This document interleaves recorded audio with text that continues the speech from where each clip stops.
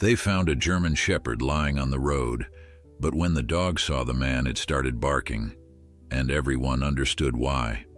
Before we continue, don't forget to subscribe to the channel, like the video, and comment where in the world you're watching from. Let's go. The rain pounded mercilessly against the windshield as Emma and David Harrison drove down the winding country road. Their weekend getaway to celebrate their 5th anniversary had been cut short by news of an approaching storm. What had begun as a light drizzle an hour ago had transformed into sheets of water that reduced visibility to mere feet ahead of their SUV. "Maybe we should pull over," Emma suggested, her fingers nervously tapping against the dashboard, her hazel eyes strained to see through the downpour, the wipers working furiously, yet barely keeping up with the deluge. David tightened his grip on the steering wheel.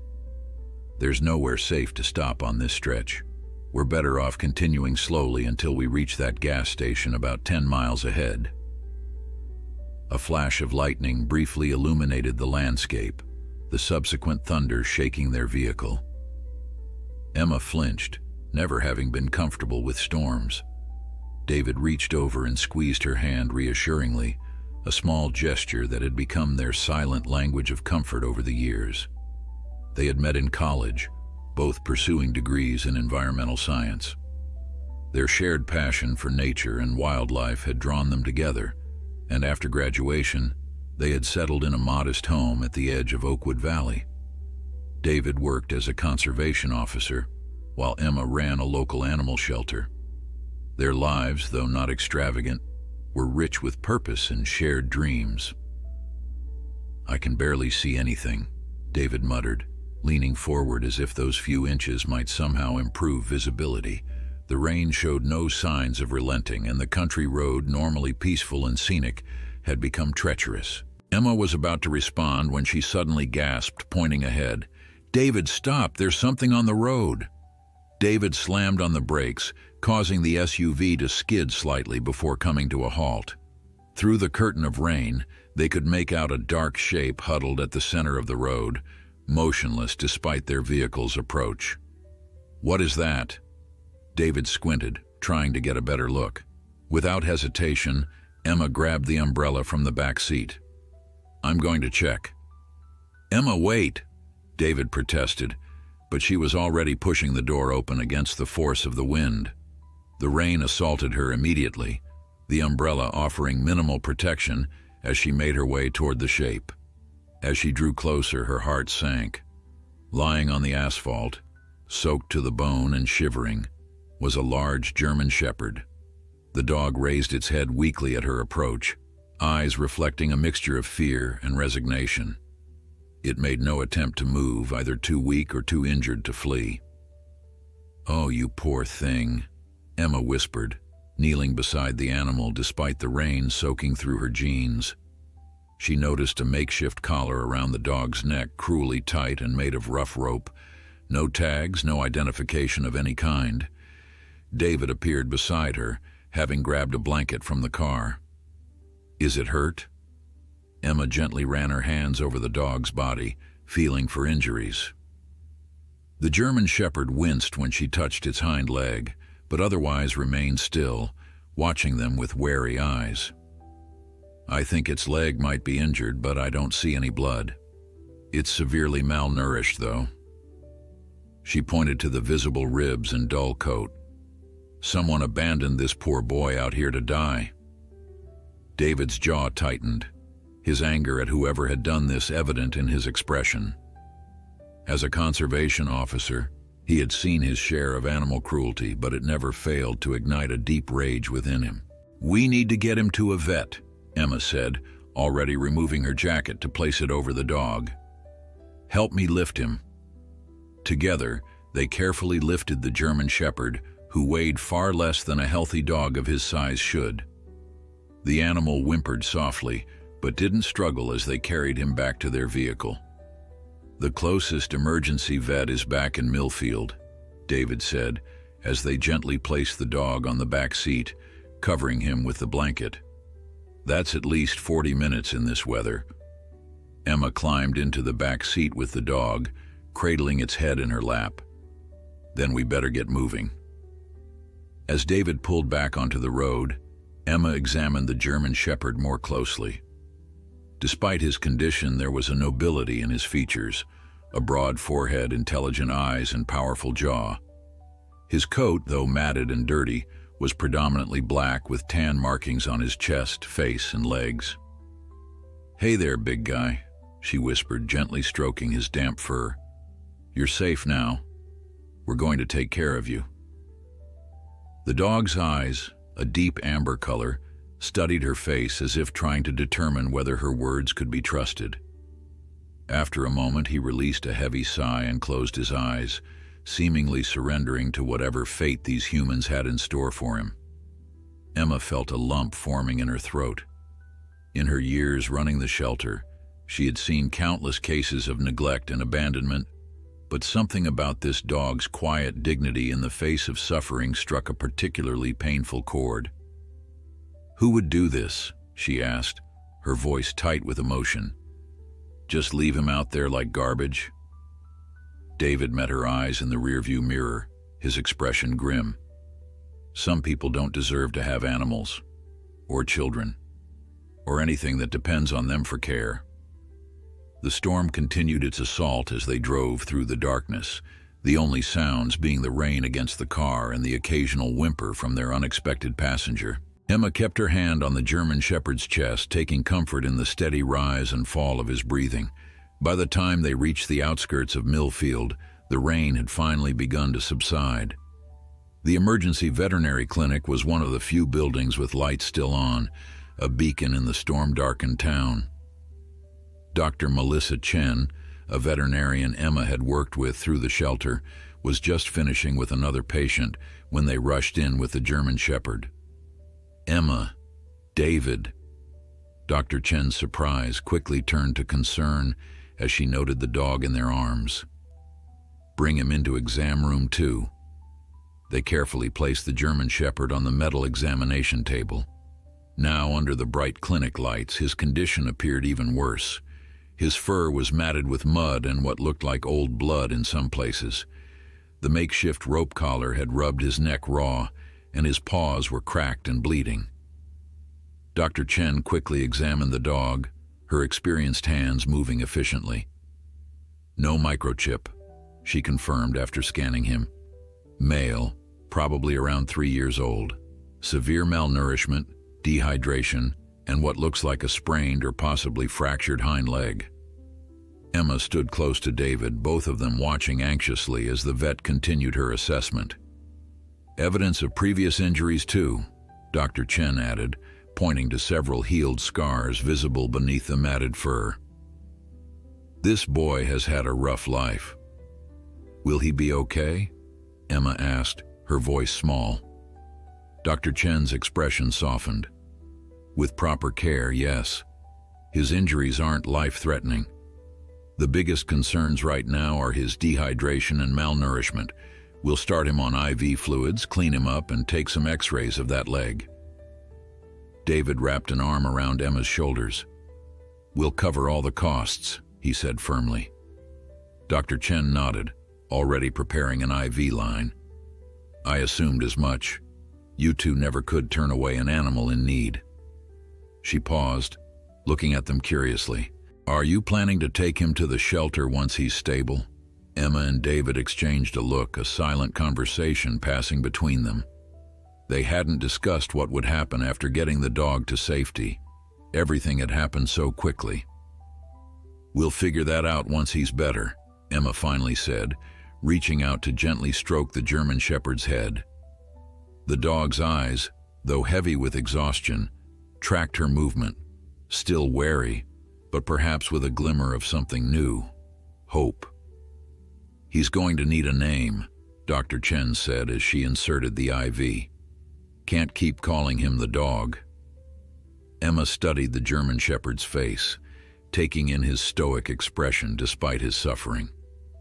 There was something regal about him, a quiet strength that had helped him survive whatever hardships he had endured.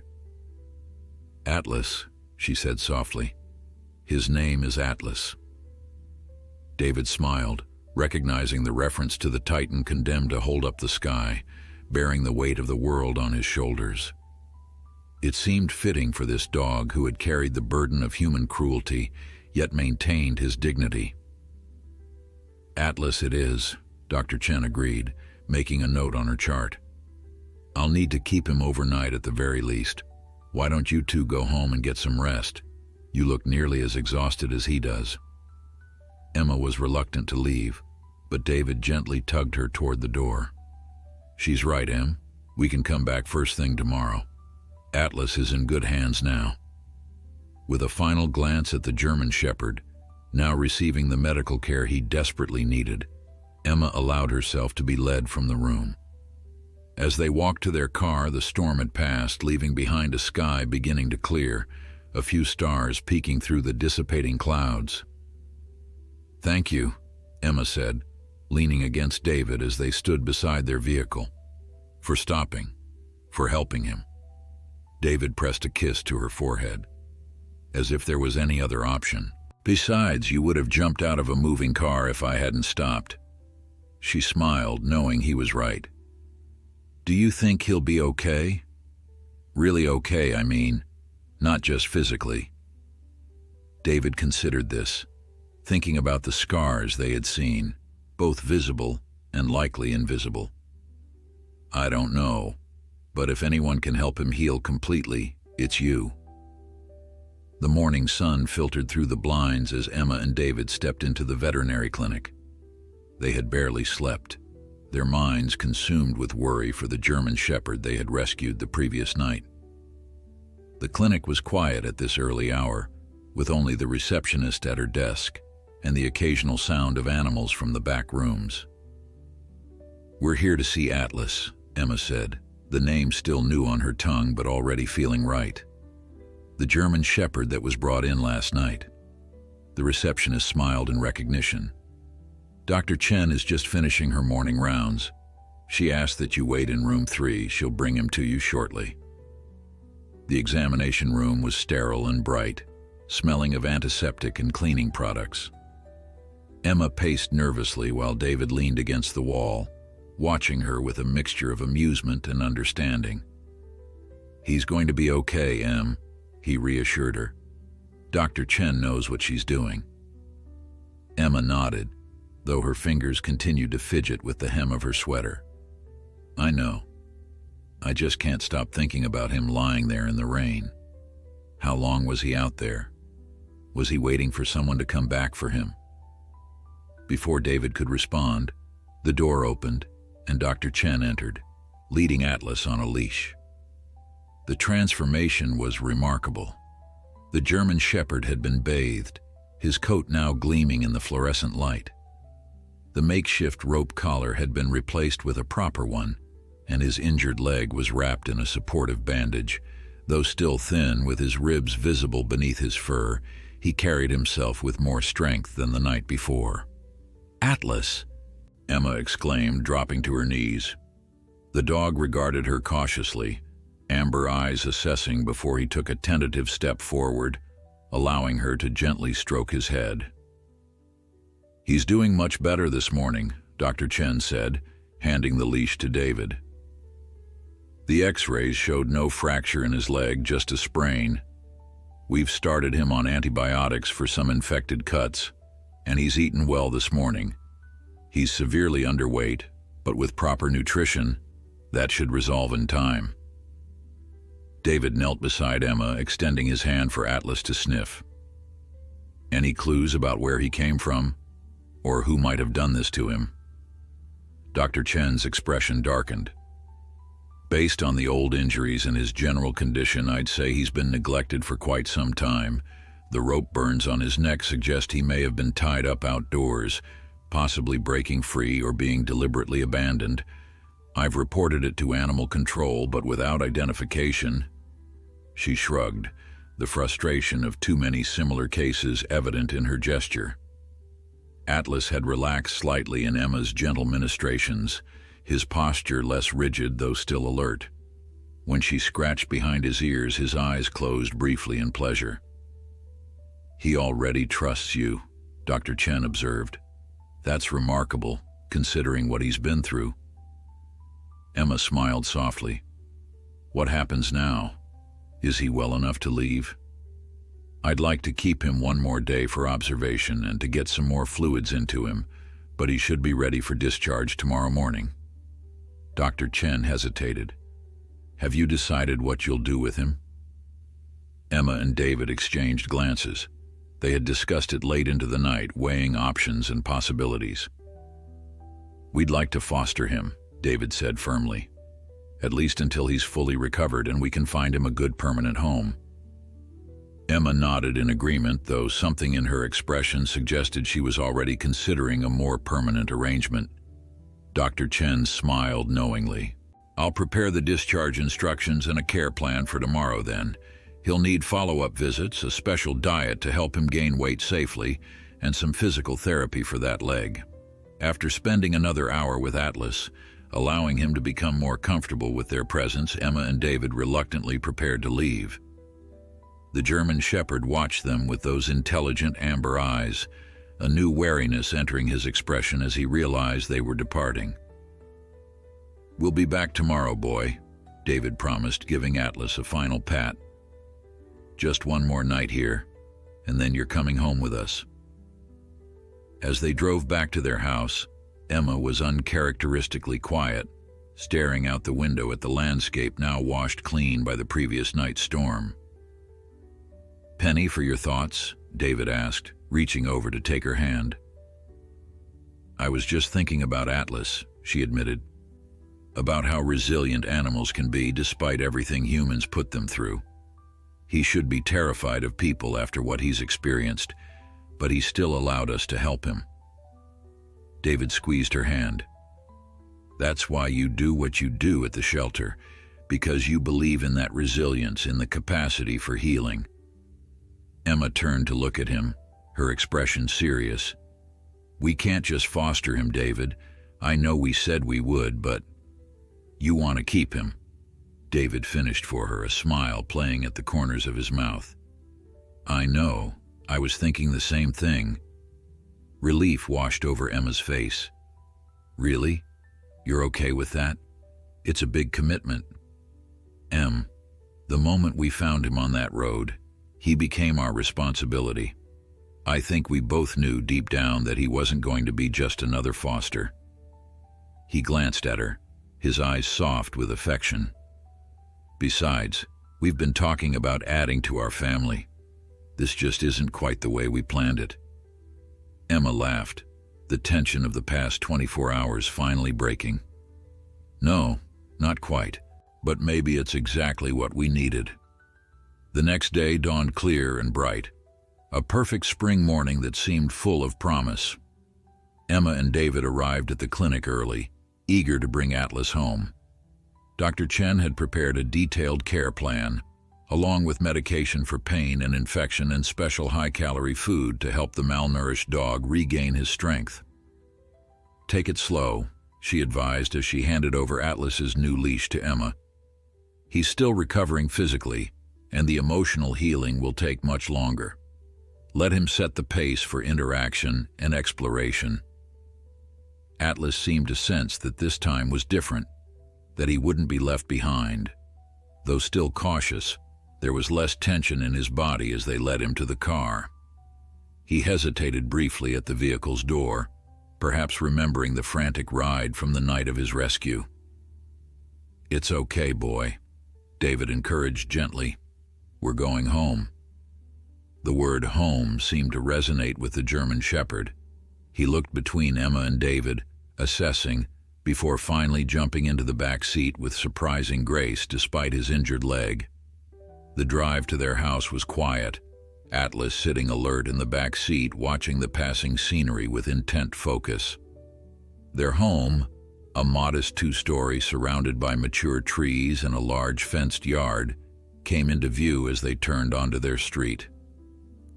Welcome to your new home, Atlas, Emma said as they pulled into the driveway. Inside, they had prepared a comfortable bed in the living room, along with water and food bowls, and a few toys Dr. Chen had recommended for mental stimulation. Atlas entered cautiously, his nose working overtime as he took in the new scents. He moved from room to room with Emma and David following at a respectful distance, allowing him to explore at his own pace. When he had completed his inspection of the ground floor, Atlas returned to the living room and, after circling 3 times, settled onto the plush dog bed they had prepared. The simple act of the dog choosing to rest in their home brought tears to Emma's eyes. "I think he approves," David whispered, wrapping an arm around her shoulders. The first few days of Atlas's new life were filled with adjustments and discoveries. They learned that he was meticulous about where he slept, always arranging his blanket just so before lying down. He was hesitant with the toys at first, as if unsure they were truly meant for him. And while he accepted food gratefully, he would always look to Emma or David for permission before eating, a heartbreaking habit likely born from previous deprivation. Physical affection was a more complicated matter. Some days, Atlas would seek out their touch, pressing his body against their legs or resting his head on their laps. Other times, particularly when startled or approached too quickly, he would retreat to his bed or the corner of the room, watching them with wary eyes until his fear subsided. "It's okay," Emma would say on those difficult days. "We have all the time in the world." And slowly, day by day, Atlas began to trust. The moments of fear became less frequent, the moments of connection more profound. He started to greet them at the door when they returned home, his tail wagging with increasing enthusiasm. He began to play, first cautiously, then with abandonment, chasing balls in the backyard despite his still healing leg. One evening, about 2 weeks after bringing Atlas home, David was reading on the couch while Emma showered upstairs. The German Shepherd, who had been dozing on his bed, suddenly stood up, his ears perked forward and his body tense. "What is it, boy?" David asked, setting down his book. Atlas moved to the bottom of the stairs, looking up with evident concern, then back at David. A whine escaped his throat, the first vocal sound they had heard from him since his rescue. Puzzled, David followed the dog to the stairs. He couldn't hear anything unusual, but Atlas's agitation was growing, his whine becoming more insistent. "Emma," David called up the stairs, "everything okay up there?" When there was no immediate response, Atlas barked sharply and started up the stairs. Alarmed now, David followed quickly.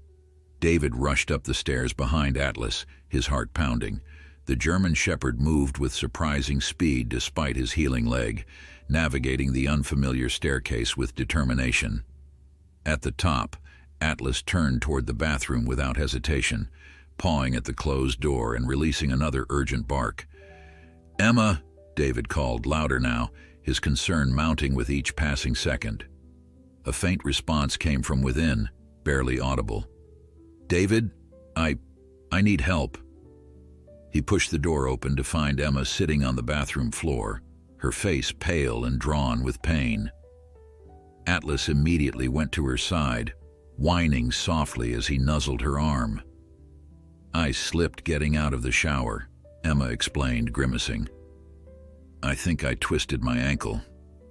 I was trying to reach my phone when Atlas started barking." David knelt beside her, carefully examining her already swelling ankle. "We should get this x-rayed. Can you stand if I help you?" Emma nodded, wrapping one arm around David's shoulders while bracing the other against Atlas, who stood steady as a rock beside her. The German Shepherd's eyes were fixed on Emma's face, his concern evident in his attentive posture. How did he know? Emma wondered aloud as David helped her to their bedroom to dress. "He's never even been upstairs before today." David shook his head in amazement. "I don't know. But if he hadn't alerted me..." He didn't finish the sentence, but they both understood.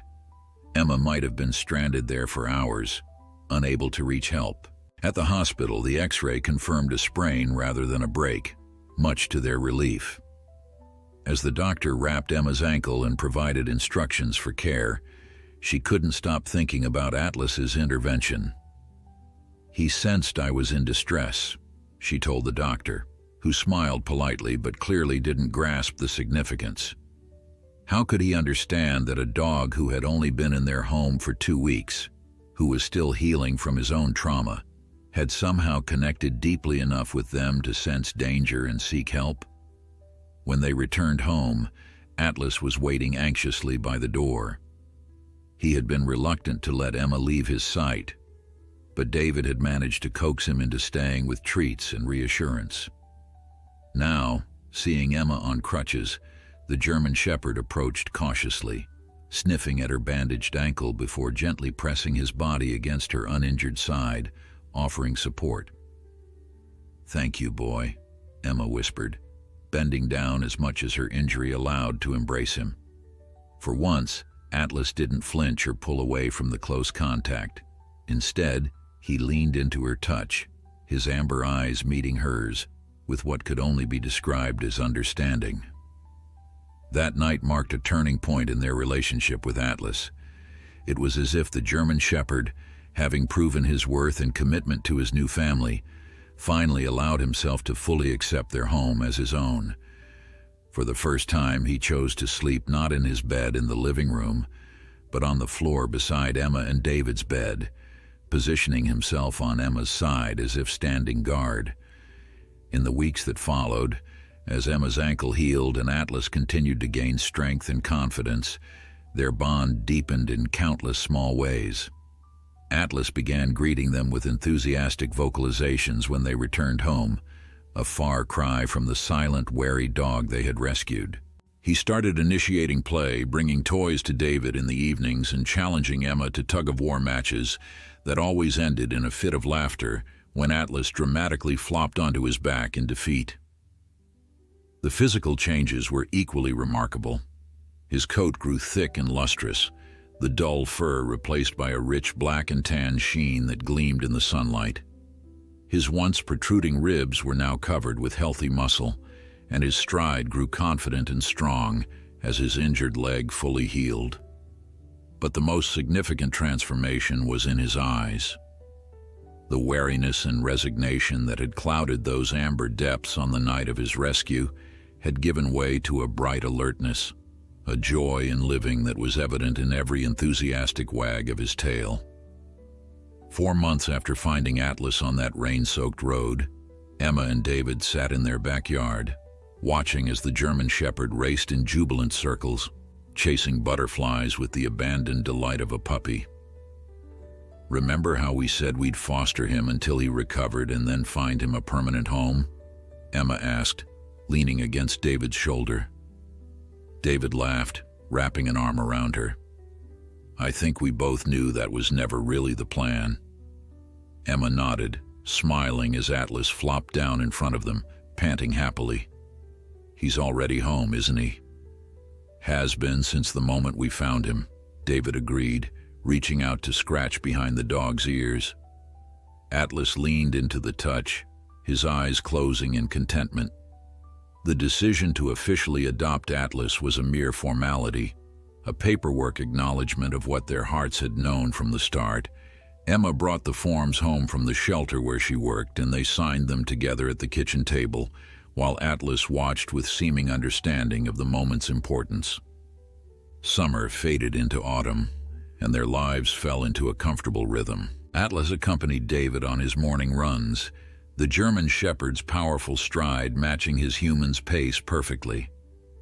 In the evenings, he would curl up on the couch between Emma and David, somehow managing to take up more space than seemed physically possible, much to their amused tolerance. It was on one such evening, with the first chill of late autumn in the air and the fireplace casting warm, flickering light across the living room, that David broached a subject they had been avoiding. "I think we should look into Atlas's background," he said, his fingers idly stroking the dog's ear as Atlas dozed with his head on Emma's lap. Emma's hand stilled in its gentle petting. "Why? He's ours now. What good would come from digging up his past?" David sighed, understanding her reluctance. "I know, but I can't stop thinking about whoever did this to him. They're still out there, Em." What if they have other animals? What if they're still abusing and abandoning them? The thought hung heavy in the air. Atlas, as if sensing the tension, lifted his head and looked between them, his brow furrowed in what appeared to be concern.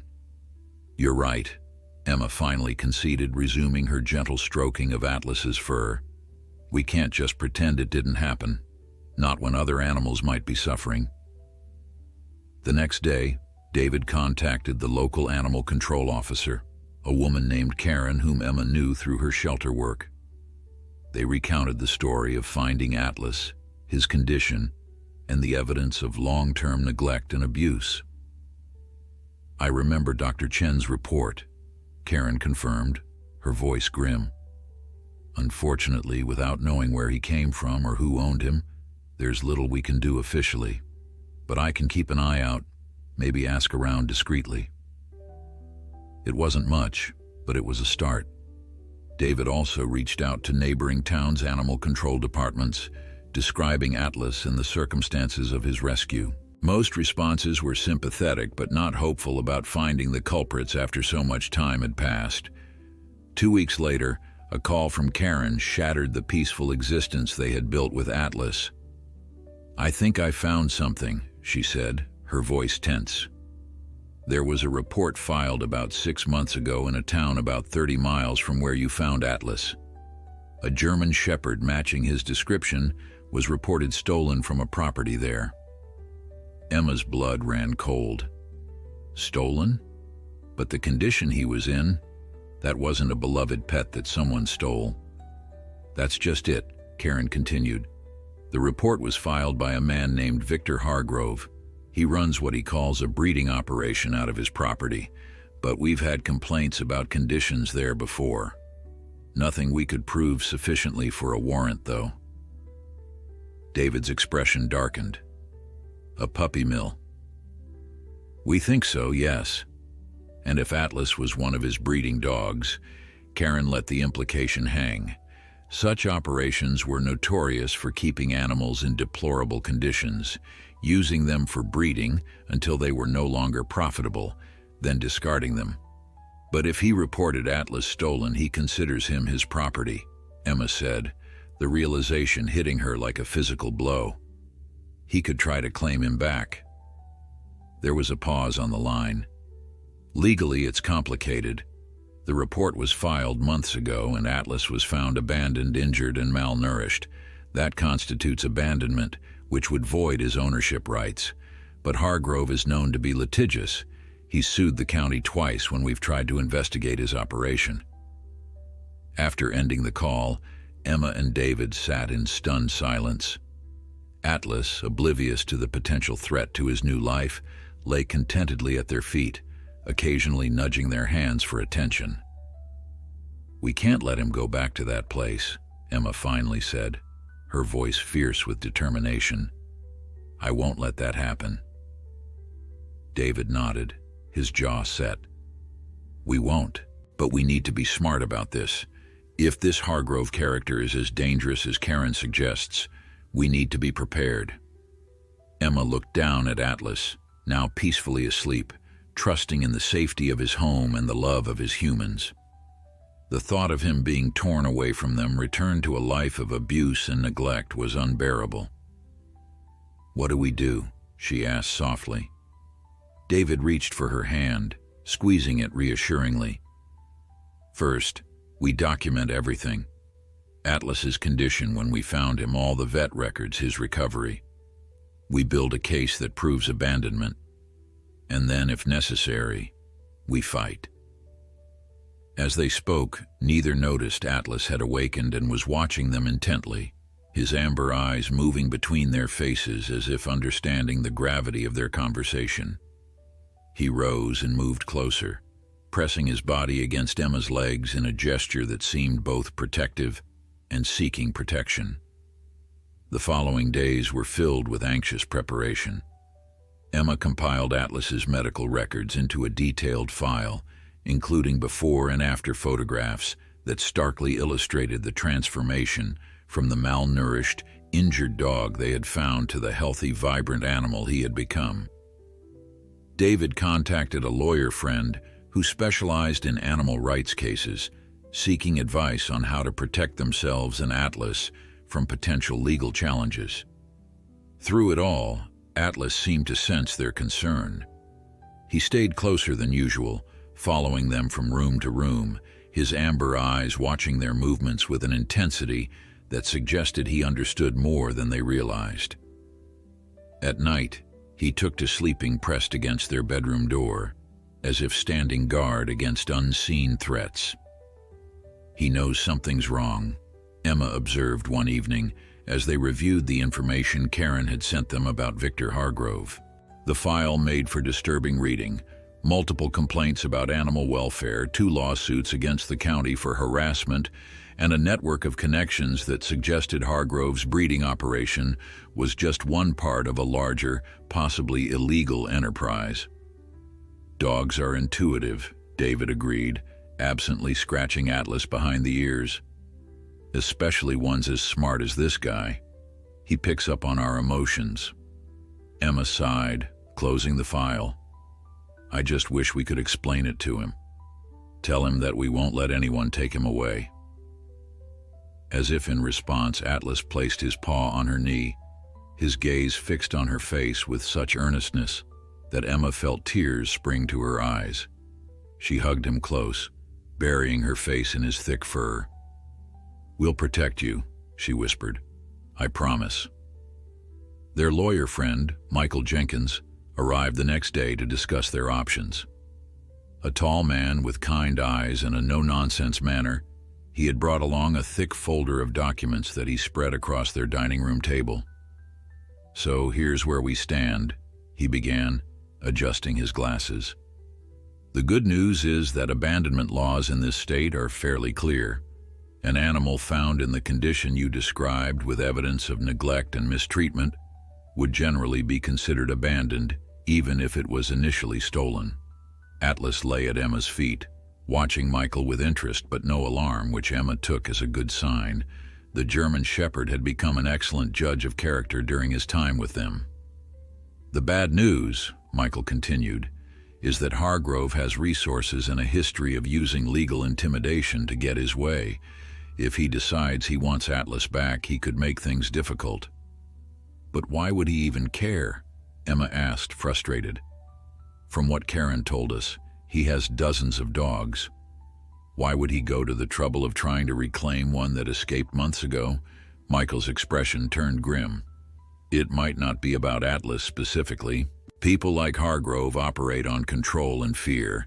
If word gets out that one of his dogs escaped and found a better life, others who have purchased from him or who know about his operation might start asking questions.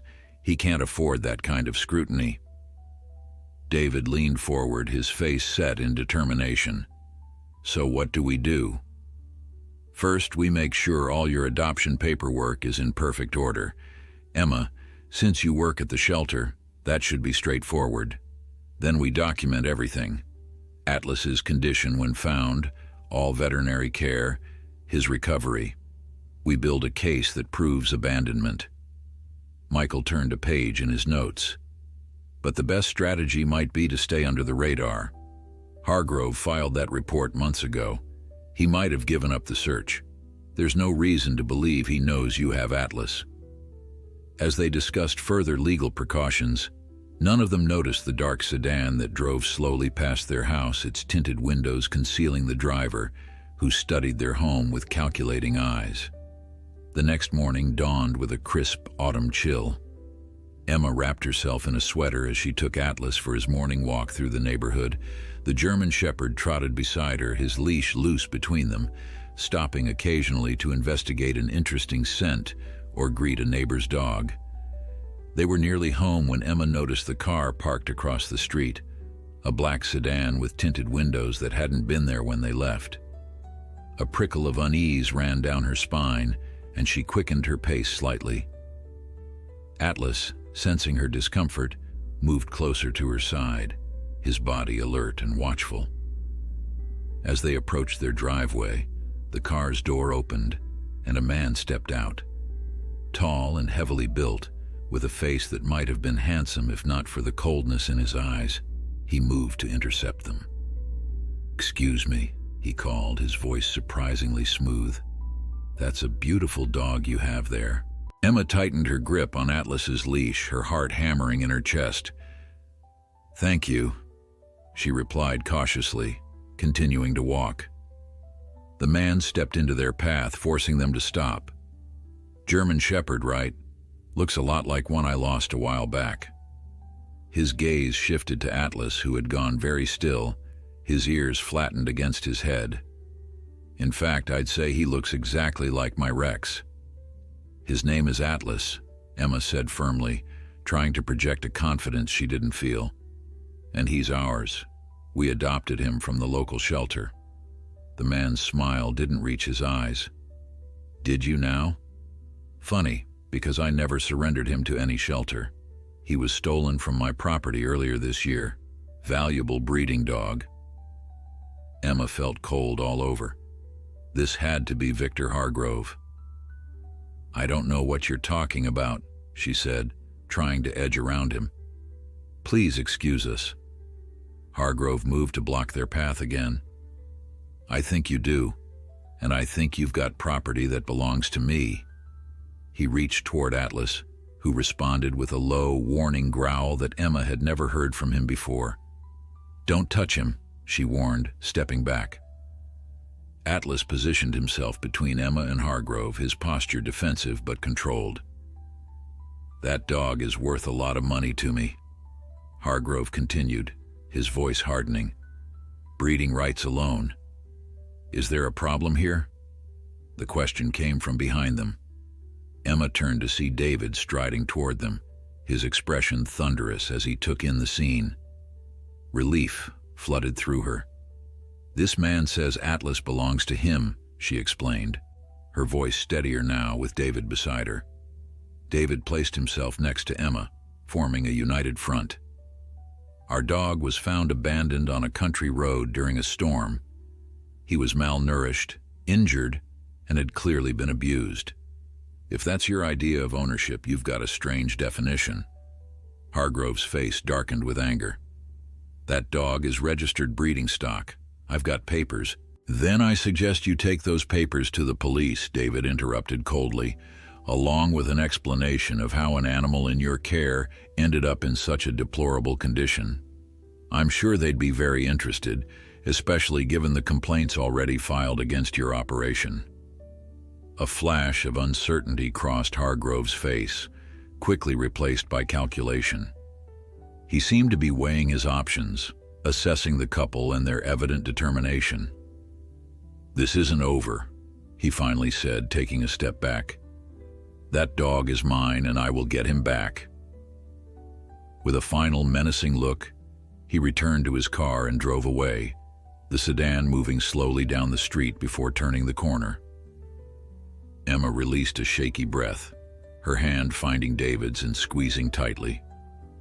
Atlas remained vigilant until the car disappeared from view, then turned to Emma, pressing against her legs as if to reassure her. "How did you know to come outside?" she asked David as they hurried into the house, locking the door behind them. "Atlas," David explained, grabbing his phone to call Michael. "He was in the yard with me when he suddenly got agitated, staring toward the street.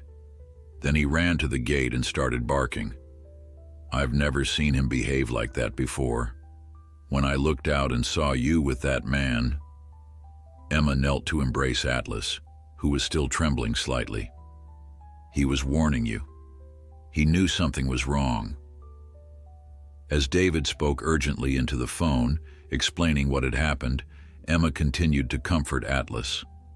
The German Shepherd had recognized Hargrove. That much was clear from his immediate reaction. The thought of what Atlas must have endured at that man's hands made her stomach churn with anger and renewed determination.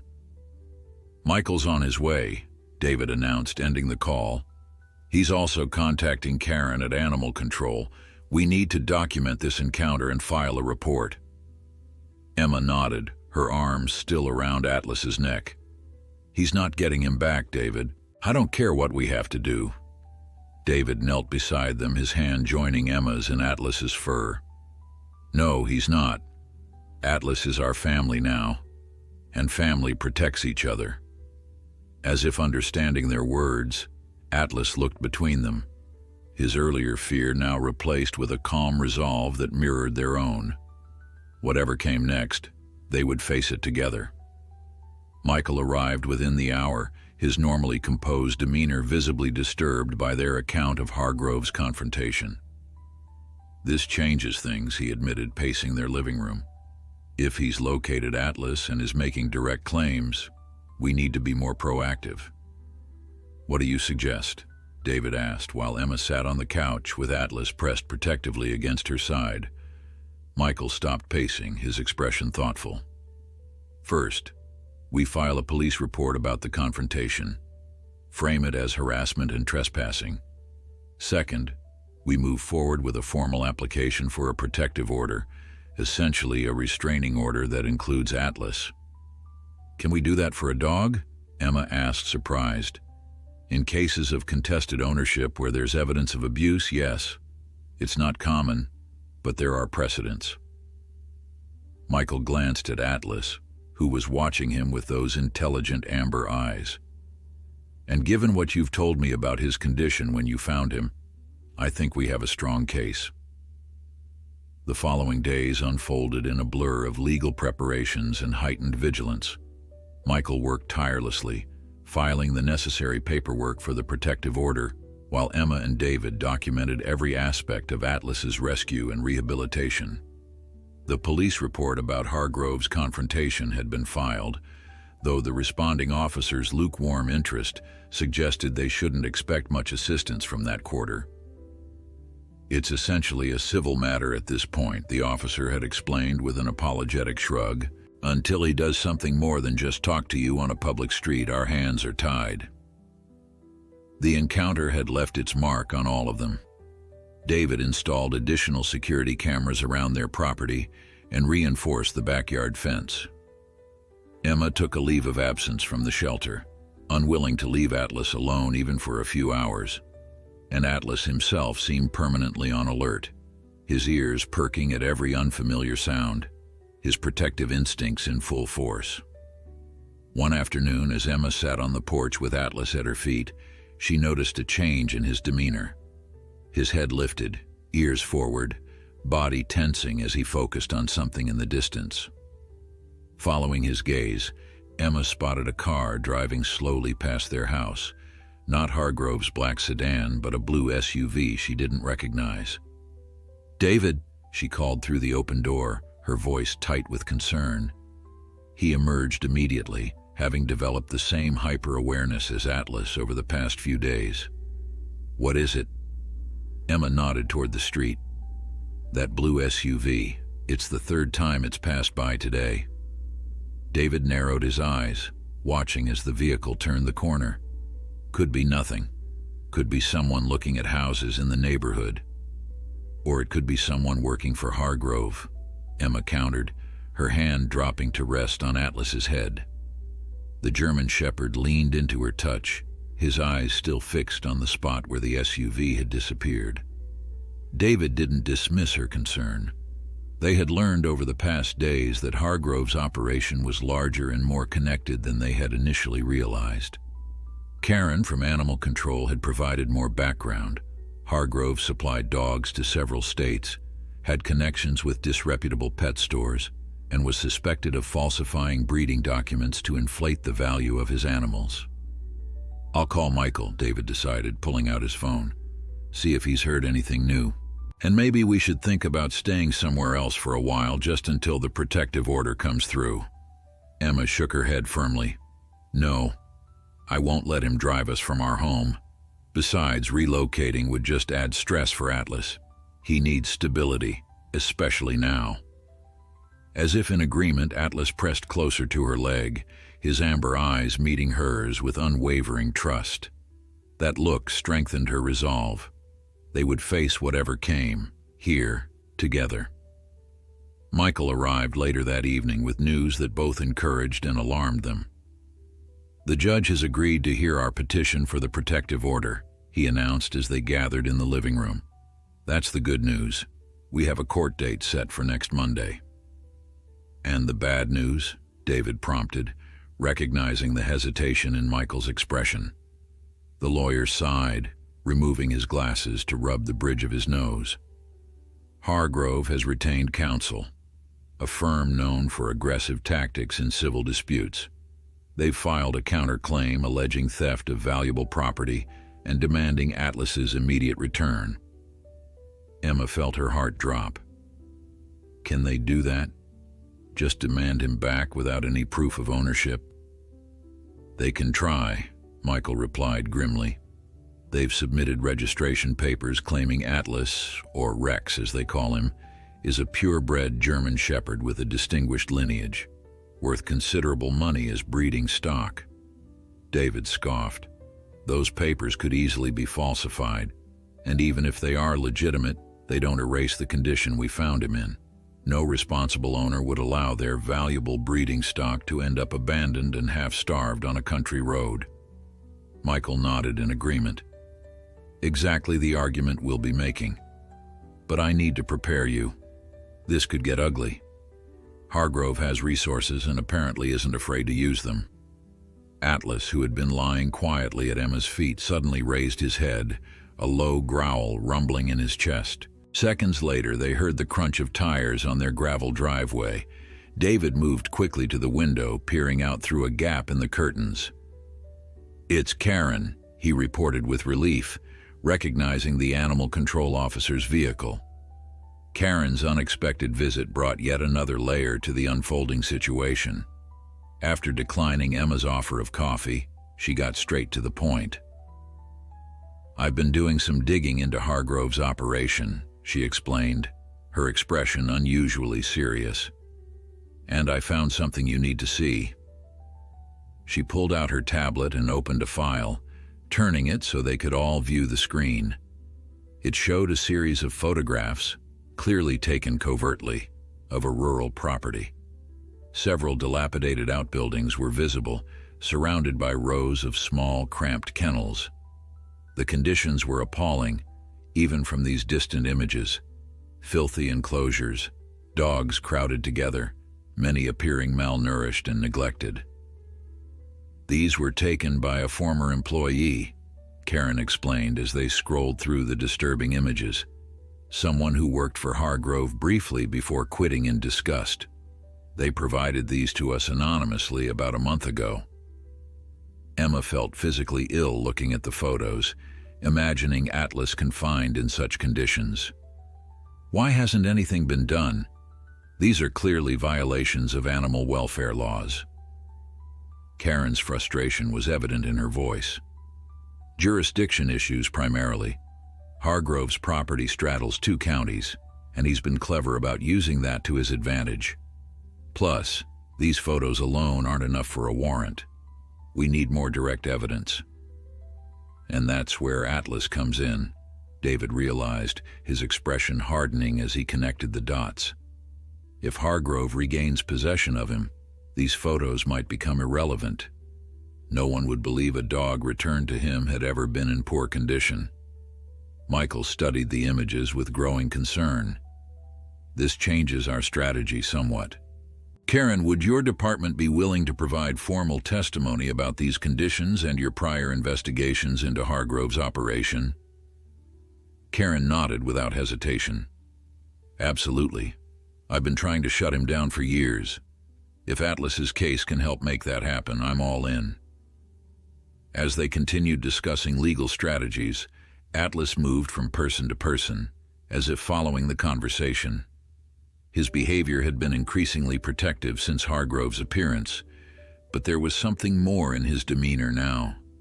An awareness, an intelligence that seemed to transcend typical canine understanding.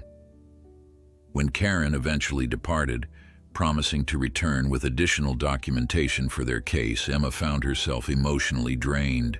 The weight of responsibility, not just for Atlas, but potentially for all the dogs still trapped in Hargrove's operation, settled heavily on her shoulders.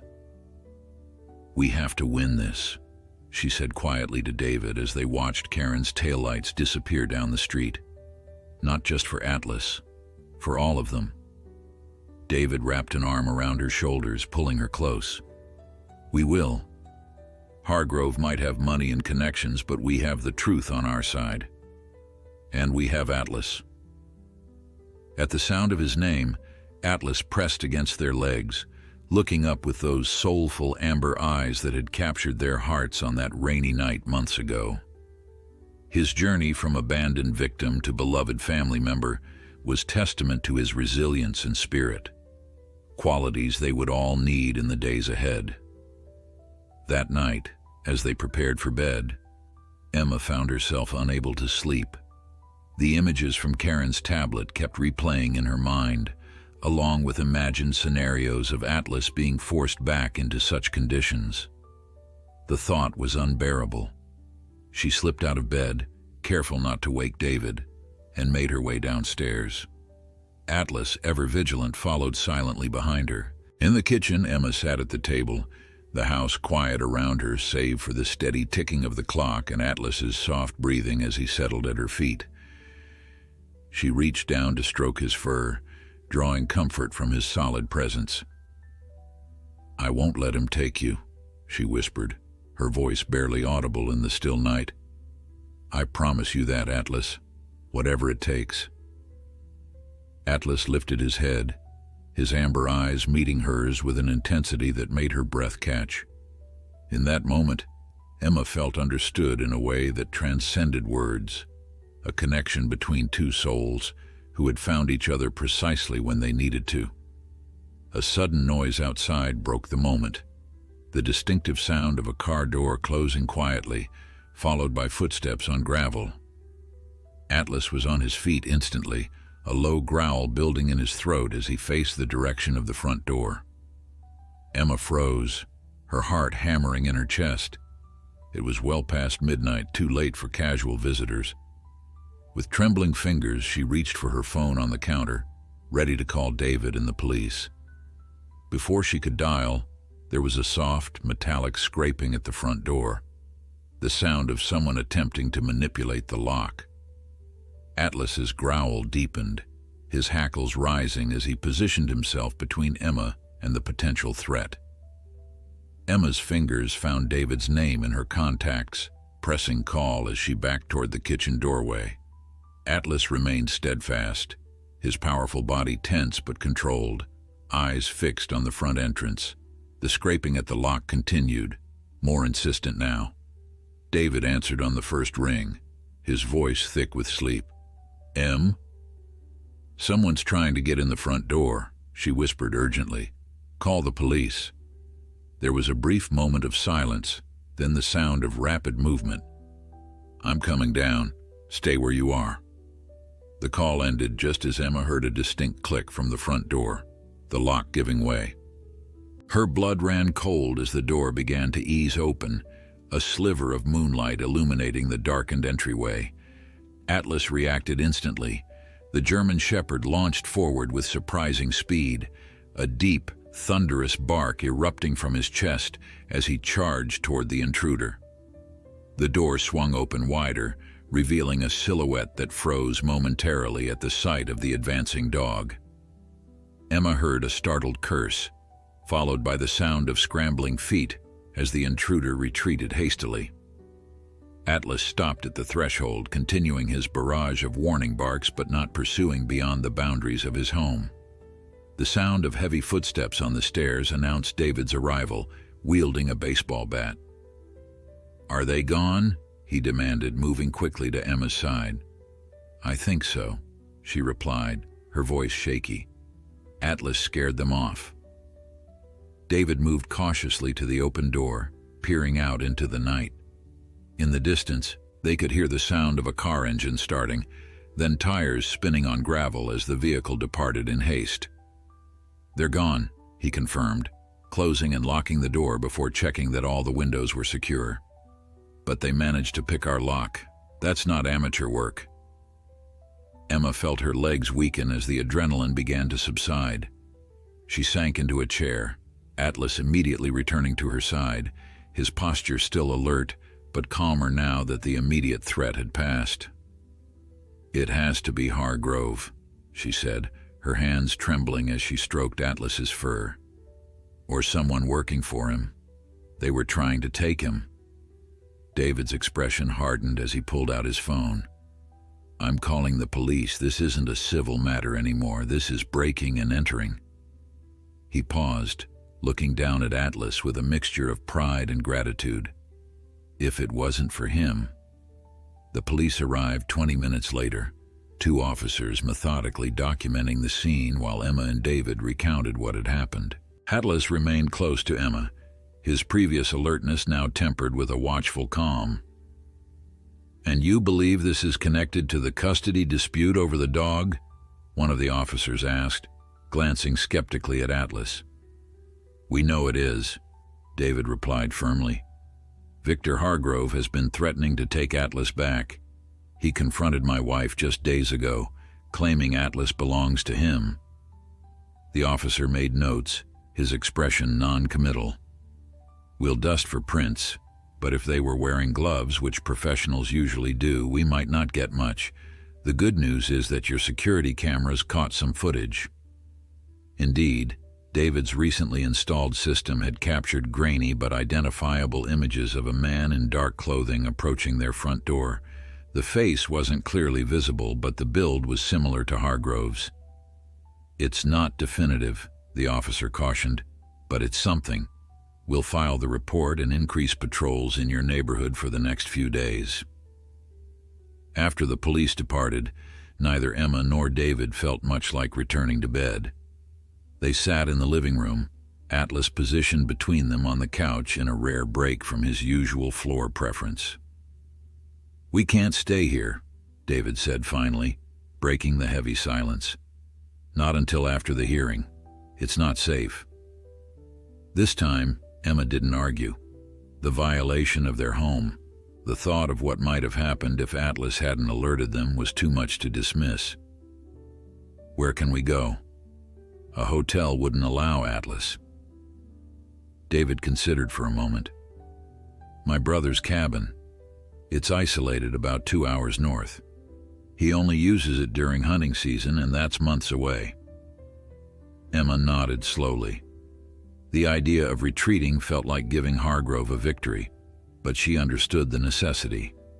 Atlas's safety, and theirs, had to come first. "We'll leave first thing in the morning," David decided, already making mental lists of what they would need. "Pack light, just essentials. I'll call Michael and let him know."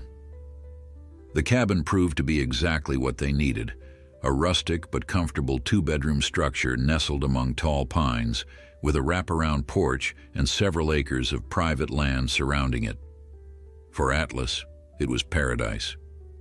After a cautious initial exploration, the German Shepherd embraced the freedom of the open space, racing through the trees and investigating every new scent with exuberant curiosity.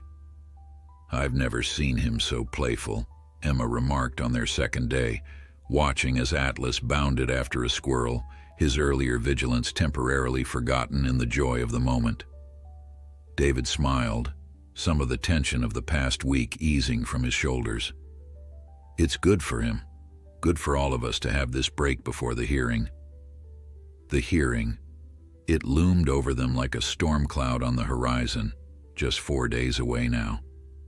Michael had called that morning with updates.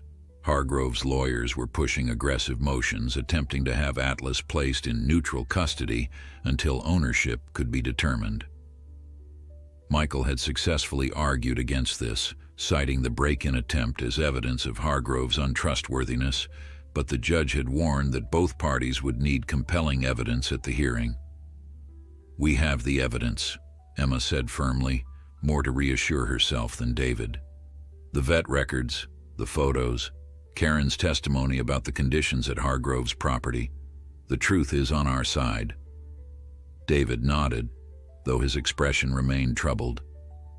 "I just hope the truth is enough." The days at the cabin passed in a strange mixture of peace and anxiety. During daylight hours, they hiked the surrounding woods with Atlas, played fetch in the clearing near the cabin, and tried to focus on the present moment rather than the uncertain future. But nights brought restlessness and worry, with both Emma and David lying awake, discussing strategies and worst-case scenarios. Atlas, ever sensitive to their moods, stayed close during these nighttime conversations, his head resting on the bed beside them, occasionally offering a reassuring nudge or a gentle lick of comfort. On the evening before they were to return for the hearing, they sat on the porch watching the sunset paint the sky in brilliant oranges and pinks. Atlas lay at their feet, his eyes half closed in contentment. "Whatever happens tomorrow," Emma said softly, "we gave him this. Time to be just a dog, to run and play without fear. That's something Hargrove can never take away." David reached for her hand, squeezing it gently. "We've given him more than that. We've given him love, security, a family, and we're going to fight like hell to make sure he keeps it." The morning of the hearing dawned clear and cool, a perfect autumn day that seemed at odds with the gravity of what lay ahead. They left the cabin early, allowing extra time for the drive back to town.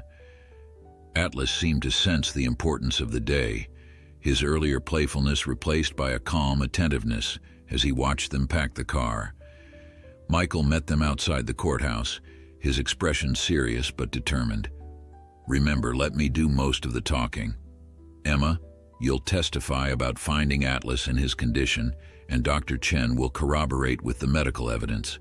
Karen is ready with her testimony about Hargrove's operation." Emma nodded, her throat tight with anxiety. "And Atlas? Where will he be during all this?" "The bailiff has agreed to let him stay in a side room with a court officer.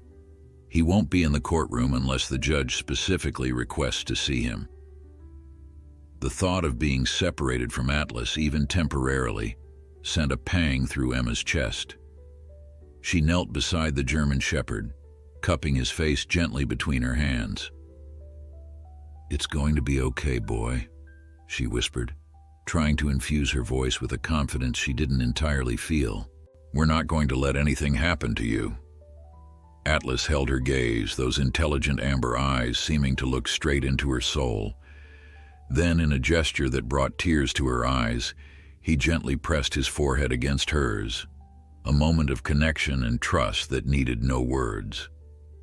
As they approached the courthouse steps, Emma spotted a familiar figure waiting near the entrance, Victor Hargrove, flanked by two men in expensive suits. His cold eyes found them immediately, his mouth twisting into something that might have been meant as a smile but came across as a predatory sneer. Atlas, walking obediently at David's side, stiffened at the sight of Hargrove.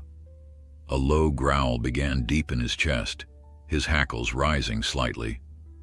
"Easy, boy," David murmured, placing a steadying hand on Atlas's back. "We've got this." Michael stepped forward, positioning himself slightly in front of Emma and David. "Mr. Hargrove," he acknowledged coolly, "I suggest you maintain your distance. The protective order may not be finalized yet, but the judge is aware of the break-in attempt at my client's home." Hargrove's expression darkened momentarily before he regained his composure. "Interesting accusations," he replied, his voice smooth as oil. "I look forward to clearing up this unfortunate misunderstanding inside." His gaze shifted to Atlas, and something hungry flashed in his eyes. "See you soon, Rex."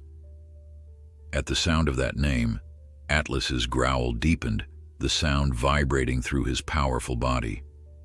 Emma placed her hand beside David's on the dog's back, feeling the tension in his muscles. "His name is Atlas," she said clearly, meeting Hargrove's cold stare with unwavering determination, "and he's coming home with us." The courtroom was smaller than Emma had imagined, with worn wooden benches and fluorescent lighting that cast an unflattering pallor over everyone present. She sat rigidly beside David in the front row, trying to project confidence despite the anxiety churning in her stomach. Across the aisle, Hargrove conversed in low tones with his attorneys, occasionally casting calculating glances in their direction. Saying goodbye to Atlas, even temporarily, had been heart-wrenching. The German Shepherd had watched with evident concern as a court officer led him away to the side room, his amber eyes locked on Emma until he disappeared from view. "All rise," announced the bailiff as Judge Eleanor Winters entered the courtroom. A woman in her 60s with steel-gray hair and piercing eyes, she carried herself with an air of no-nonsense efficiency that was somehow both intimidating and reassuring. Once seated, Judge Winters surveyed the room, her gaze lingering briefly on both parties before she addressed the court.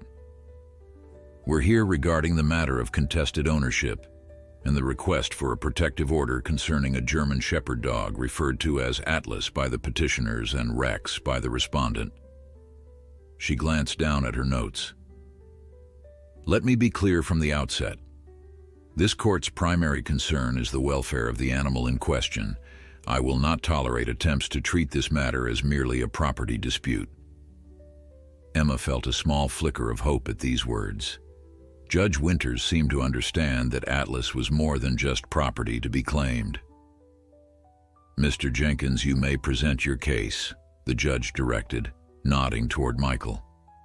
Michael rose smoothly, his demeanor professional and confident. "Your Honor, this case begins on a rainy night 6 months ago when my clients, Emma and David Harrison, found an abandoned German Shepherd on a country road during a storm. The animal was severely malnourished, injured, and wearing only a crude rope collar that had rubbed his neck raw. He proceeded to outline Atlas's condition upon rescue, supported by Dr. Chen's detailed medical records and photographs that documented the dog's emaciated state, infected wounds, and untreated injuries. Emma winced as these images were displayed on a screen for the court, the stark evidence of Atlas's suffering painful to revisit. "The Harrisons transported this injured animal to an emergency veterinary clinic at their own expense," Michael continued. "They then provided foster care during his recovery, eventually formally adopting him through the local animal shelter where Mrs. Harrison works. At no point during these months was there any indication of a previous owner searching for this dog. No posters, no inquiries at local veterinary offices or shelters." Hargrove shifted in his seat, his expression darkening as Michael systematically dismantled his claim of responsible ownership. It was only after Atlas had fully recovered and bonded with his new family that Mr. Hargrove appeared, claiming the dog as his property. Michael's voice took on an edge of controlled indignation. "A claim made, I would add, without any evidence beyond registration papers that could easily be falsified and don't account for the dog's neglected condition." When Michael concluded his opening statement, Hargrove's attorney rose, a slick, expensively dressed man named Palmer, who spoke with practiced persuasiveness about property rights and the value of purebred breeding stock. His argument revolved around the assertion that Atlas had been stolen from Hargrove's property, not abandoned, and that any poor condition was the result of weeks on his own before the Harrisons found him. Judge Winters listened impassively, occasionally making notes but giving no indication of her thoughts. When both opening statements concluded, she called for the first witness. Dr. Chen took the stand, her testimony clear and damning. With clinical precision, she detailed Atlas's injuries and condition, explaining that the pattern of muscle atrophy and malnutrition indicated long-term neglect, not a few weeks of being on his own. "In my professional opinion," she stated firmly, "this dog had been subjected to prolonged confinement and inadequate nutrition over a period of months, possibly years. The calluses on his legs and the pattern of healing on older wounds are consistent with being kept in a small, likely unsanitary enclosure." Emma was next to testify, recounting the night they found Atlas and the subsequent months of his recovery and integration into their family. Her voice broke only once when describing how Atlas had alerted David to her fall in the bathroom, his first act of protection for his new family. "He's not just a pet to us," she concluded, looking directly at the judge. He's a member of our family. He trusts us, and we've promised to keep him safe." During cross-examination, Palmer attempted to suggest that Emma's attachment to Atlas was clouding her judgment, that her experience running an animal shelter made her overly sensitive to perceived neglect. Emma remained composed, answering each insinuation with straightforward honesty. "Yes, I am attached to Atlas," she acknowledged. "How could I not be after helping him heal and watching him learn to trust again? But my concern for his welfare isn't emotional bias. It's based on direct observation of his physical and psychological condition, supported by veterinary evidence." Karen's testimony followed, providing context about Hargrove's breeding operation and the complaints filed against it. Though Palmer objected repeatedly, claiming her statements were prejudicial and irrelevant, Judge Winters allowed most of the testimony to stand. "The conditions documented at Mr. Hargrove's facility," Karen stated, displaying the covert photographs, "are consistent with the physical condition in which Atlas was found. The pattern of neglect is identical to what we've observed in other animals removed from similar operations." When Hargrove took the stand, his demeanor shifted to one of aggrieved innocence. He spoke of his state-of-the-art breeding facility and his reputation for producing champion German Shepherds. The dog he called Rex, he claimed, had been specially imported from European bloodlines at great expense, only to be stolen by animal rights extremists intent on damaging his business. "I've been searching for him for months," Hargrove insisted, his voice convincingly earnest. "He represents years of careful breeding and selection. Of course, he's valuable to me, not just financially, but as a living example of what my breeding program can produce." Emma felt a chill at how smoothly Hargrove lied, how effectively he portrayed himself as the victim. Beside her, David tensed, his jaw tight with controlled anger. During cross-examination, Michael methodically exposed the inconsistencies in Hargrove's story. Why had he filed a police report about the theft, but never contacted local shelters or veterinarians? How did he explain the dog's malnourished condition if he had been so well cared for? And most damning, if his facility was as exemplary as he claimed, why had he repeatedly refused inspections by animal welfare officials? Hargrove's composure began to crack under this sustained questioning, his answers becoming defensive and contradictory.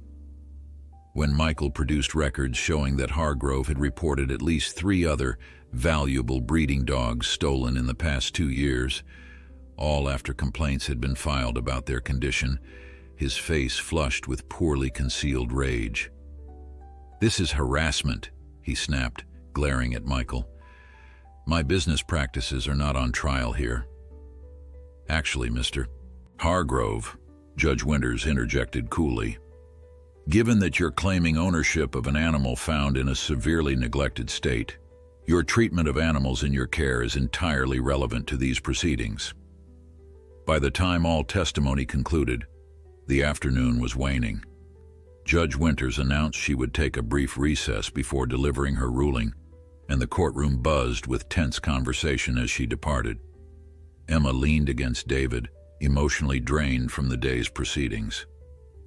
"What do you think?" she whispered. "Did we do enough?" David wrapped an arm around her shoulders. "You were amazing. We all were. Now it's up to the judge." Michael joined them, his expression cautiously optimistic. "Judge Winters has a reputation for being thorough and fair. The evidence is strongly in our favor, but Hargrove's attorneys will likely appeal any decision against them." Across the aisle, Hargrove was engaged in heated discussion with Palmer, his face flushed with anger. Occasionally, his gaze would dart toward Emma and David, cold and calculating. "I just want this to be over," Emma murmured. "I want to take Atlas home and know he's safe." "Whatever happens," David reassured her, "we'll face it together. We made a promise to Atlas, and we're going to keep it." The bailiff's voice cut through the murmured conversations. "All rise." Court is back in session. Judge Winters returned, her expression unreadable as she took her seat and arranged her notes. The courtroom fell silent, the tension palpable as everyone awaited her decision. "Before I deliver my ruling," she began, "I want to address one matter that has not yet been discussed today. In cases of contested animal ownership, this court has the authority to consider the best interests of the animal, particularly when there are significant welfare concerns." She looked up, her gaze direct and unflinching. "With that in mind, I would like to see the dog in question. Bailiff, please have the animal brought into the courtroom." Emma's heart raced as the bailiff moved to carry out the judge's request.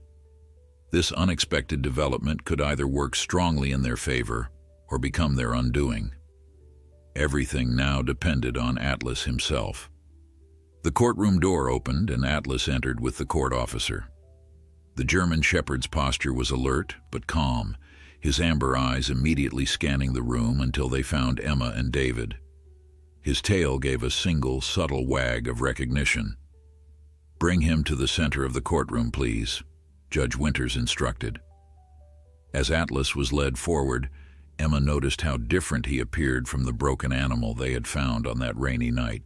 His coat gleamed with health, his muscles moved fluidly beneath his skin, and his eyes shone with intelligence and awareness. He carried himself with a quiet dignity that made her throat tighten with emotion. Judge Winters studied the German Shepherd thoughtfully. "This is the animal in question," she confirmed. "Yes, Your Honor," Michael replied. "This is Atlas." "Rex," corrected Hargrove's attorney automatically. The judge nodded, then addressed the court officer. "Please release the leash and step back. I'd like to observe the dog's behavior." The officer complied, unclipping the leash and moving away. Atlas remained where he was, perfectly still, his gaze shifting between the judge and his family. "Now," Judge Winters said, "I'd like to see how the dog responds to both parties claiming ownership. Mr. Hargrove, please approach first and stand about 10 feet from the animal. Do not call to him or attempt to touch him." Hargrove rose and moved to the designated spot, a confident smile playing at his lips. Atlas's reaction was immediate and unmistakable. His ears flattened against his head, his body tensed, and a low, warning growl rumbled in his chest. He took a deliberate step backward, putting more distance between himself and the man who claimed to be his owner. "Thank you, Mr. Hargrove," the judge said after a moment. "Please return to your seat. Now, Mrs. Harrison, if you would do the same." Emma approached slowly, her heart pounding. She stopped at the same distance Hargrove had maintained, respecting the judge's instructions not to call or reach for Atlas. The transformation in the dog's demeanor was remarkable.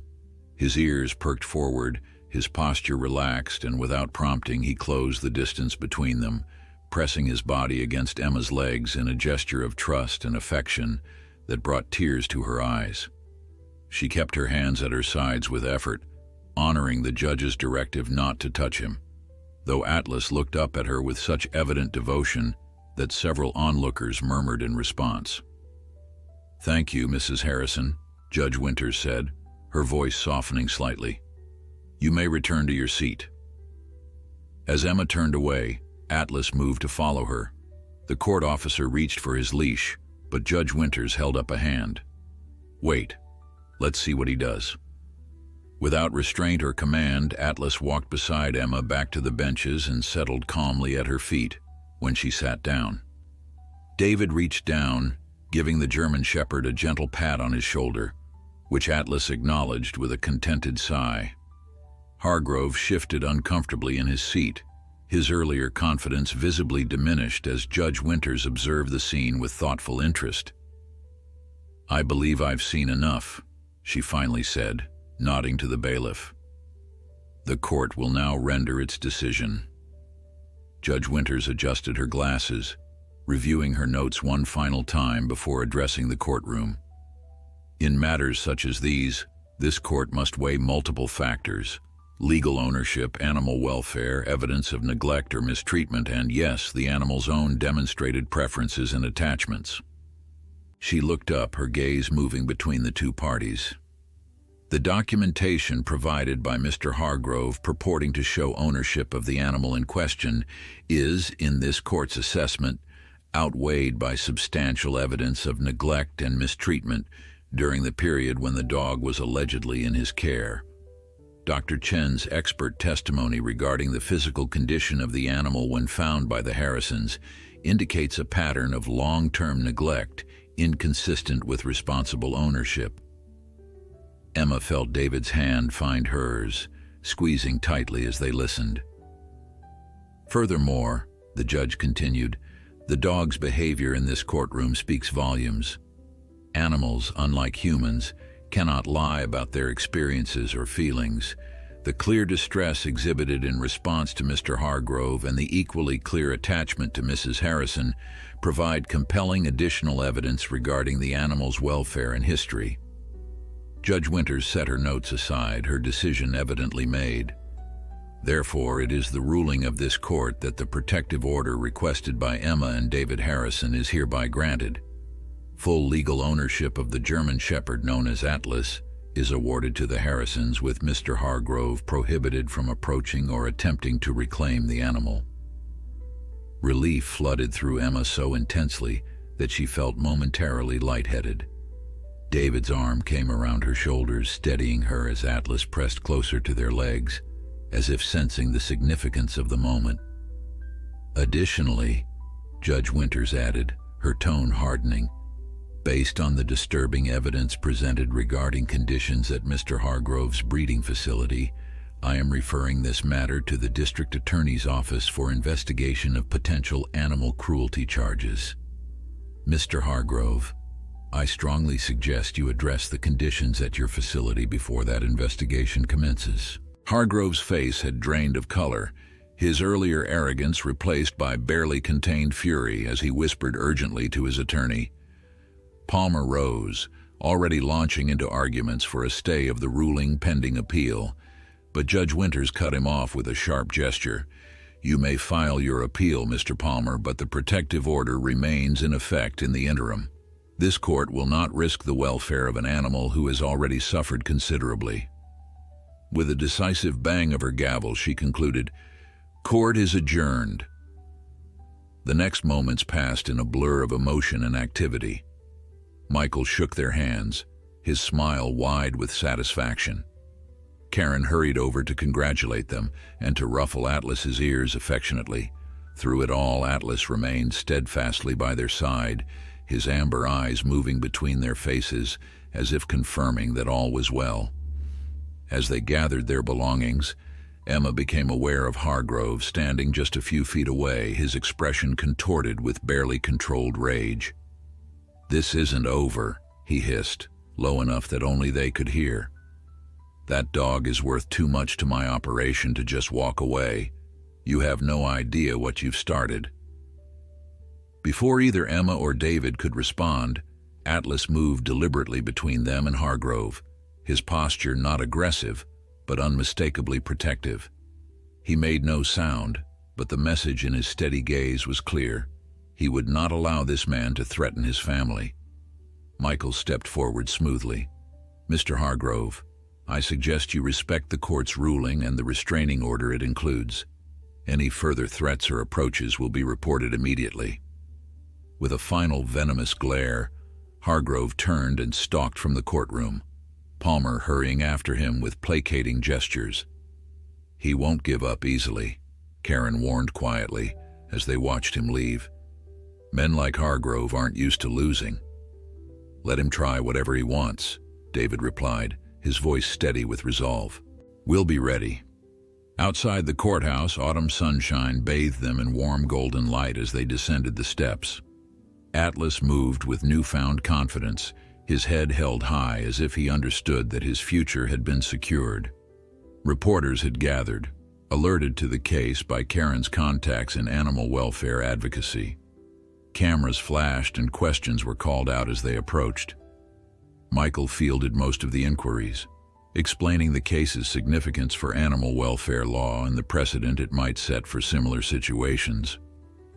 Emma was asked to speak briefly about finding Atlas and their journey together. "We didn't set out to become advocates," she said, one hand resting on Atlas's head.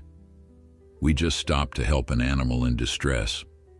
But what we discovered through this process is that sometimes doing the right thing requires more than just good intentions. It requires a willingness to fight for those who can't fight for themselves."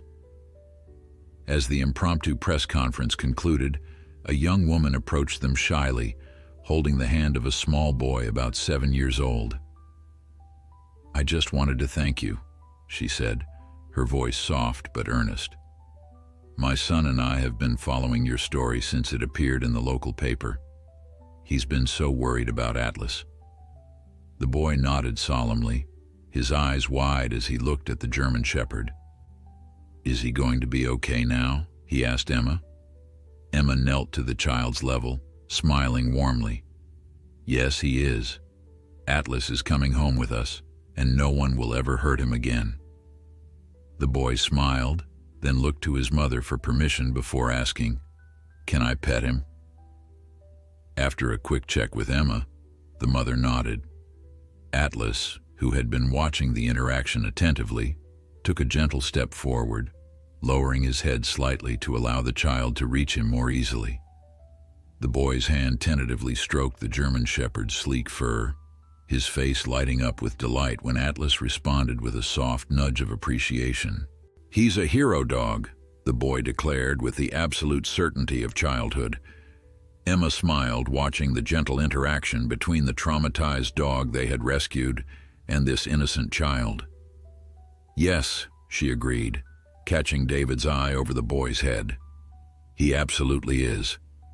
The days following the court ruling brought a sense of relief tinged with lingering caution. Emma and David decided to remain at the cabin for another week, giving the media attention time to subside and allowing them all, especially Atlas, to decompress after the stress of the hearing. "I think we should celebrate," David suggested on their first evening back at the cabin. "We won. Atlas is officially, legally ours." Emma smiled, watching as Atlas explored the cabin's perimeter, occasionally glancing back as if to ensure they were still there. "You're right. We should mark the occasion." They prepared a special dinner, including a carefully crafted meal for Atlas with lean steak and vegetables mixed with his regular food. As they ate on the porch, watching the sunset paint the sky in vivid oranges and purples, Emma felt a deep contentment settle within her. Atlas lay nearby, his dinner finished, occasionally lifting his head to survey their surroundings before returning to his relaxed pose. "Look at him," she said softly to David. "He's different now, more at peace." David nodded, studying the German Shepherd thoughtfully. "I think he knows. Dogs understand more than we give them credit for. He knows the hearing was about him, and he knows we fought for him." Atlas, as if hearing his name in their thoughts, rose and moved to sit between them, leaning lightly against Emma's leg while extending his muzzle for David to scratch. The simple gesture of trust and affection made Emma's eyes fill with tears. "I keep thinking about what Hargrove said," she admitted after a moment, "that it isn't over. Do you think he meant it, or was he just lashing out because he lost?" David's expression darkened. "I don't know. Men like that don't accept defeat easily. But the restraining order is in place, and Karen said the DA's office is taking the investigation into his breeding operation seriously. He'd be a fool to try anything now." Emma nodded, trying to take comfort in these assurances. Yet Hargrove's cold eyes and venomous tone had left a mark on her sense of security. She found herself checking the locks twice each night, listening more intently to Atlas's reactions to sounds outside, and scanning the road whenever they ventured out for walks. Atlas, too, remained vigilant, though his demeanor was more confident than fearful. During their hikes around the cabin, he would often range ahead, then circle back to check on them before continuing his explorations. He seemed to have appointed himself their guardian, a role he took as seriously as he embraced the joy of his newfound freedom. Michael called midweek with updates. "The DA has obtained a warrant to inspect Hargrove's property," he reported. "Karen says it's scheduled for tomorrow. If they find conditions matching those photos, he'll be facing criminal charges." "That's good news," David responded, putting the call on speaker so Emma could hear. "Any word on Hargrove himself?" There was a brief hesitation on the line. His attorney filed the appeal as expected, but Hargrove hasn't been seen at his usual haunts since the hearing. His staff claim he's out of town on business. Emma and David exchanged concerned glances. Hargrove's absence could mean anything from a strategic retreat to something more worrying. "I've arranged for a security company to check on your house regularly," Michael continued, addressing their unspoken concern. "Just as a precaution. But honestly, with the legal spotlight on him now, Hargrove would be taking an enormous risk if he tried anything further." After the call ended, Emma took Atlas for a walk along a sunlit trail near the cabin, trying to shake off her unease.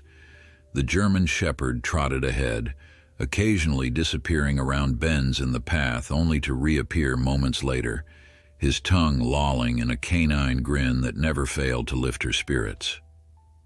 "We're going to be fine, aren't we, boy?" she said aloud, more to reassure herself than Atlas.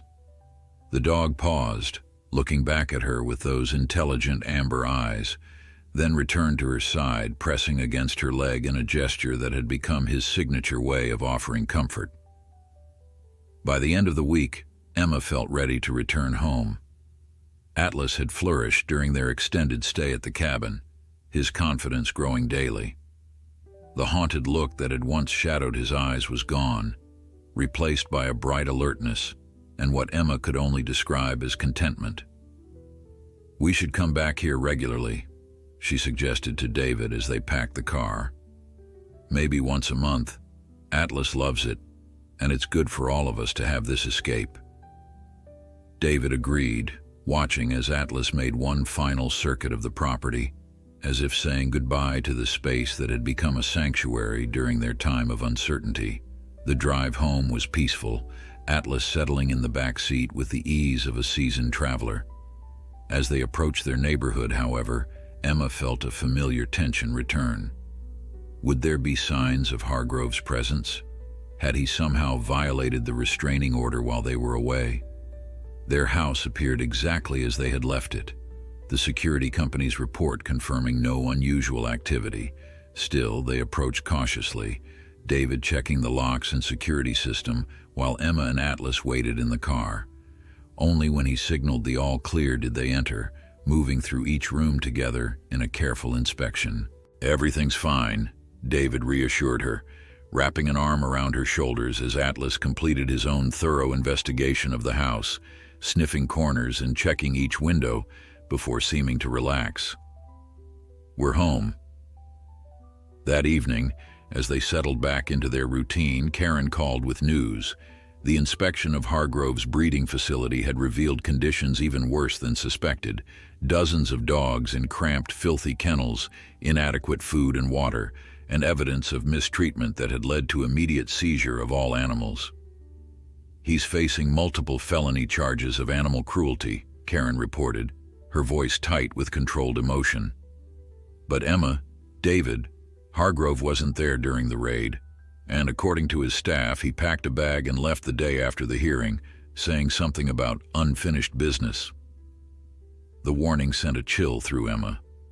She looked at Atlas, who had raised his head at the tension in her voice, his ears perked forward attentively. "We'll be careful," David assured Karen. "The security system is active and we'll stay alert. But surely he wouldn't risk making things worse for himself now." After ending the call, they double-checked all doors and windows before retiring for the night.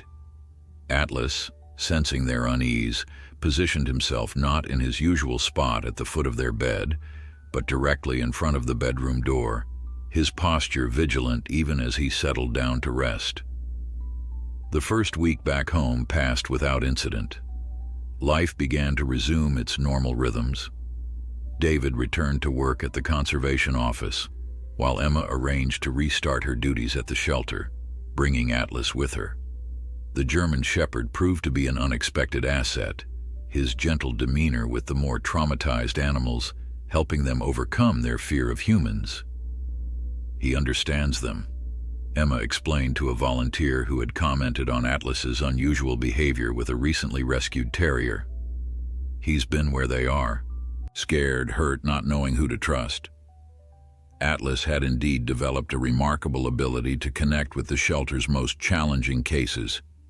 He would lie patiently near nervous dogs, not approaching directly, but offering a calm presence until they felt secure enough to initiate contact. With abused animals, he was especially gentle, seeming to recognize their invisible wounds and respect their boundaries. "He's become our unofficial therapy dog," the shelter director remarked one afternoon, watching as Atlas helped coax a traumatized spaniel out of its kennel for the first time. "If you ever wanted to get him certified, I think he'd be extraordinary." Emma considered the suggestion, seeing how Atlas thrived in his new role. The dog who had once been a victim was now helping others heal. There was a poetry to it that touched her deeply. As autumn deepened toward winter, the threat of Hargrove began to feel more distant. The criminal case against him was proceeding, with each new revelation about his operation reinforcing the correctness of their fight to keep Atlas. The man himself remained elusive, with rumors placing him anywhere from Canada to Mexico. "Maybe he's gone for good," Emma suggested hopefully one evening as they walked Atlas through their neighborhood, the streets illuminated by the warm glow of porch lights and the occasional early holiday decoration. David squeezed her hand. "Maybe. The important thing is that we're moving forward. All of us." Atlas trotted beside them, occasionally pausing to investigate an interesting scent before returning to his place at their side. The formerly abused, abandoned dog now moved with the confident grace of an animal secure in his home and family. They were nearly back to their house when Atlas suddenly stopped, his body going rigid with attention. His ears swiveled forward and a low, warning growl rumbled in his chest, a sound they hadn't heard since the courthouse confrontation with Hargrove. David and Emma froze, instantly alert.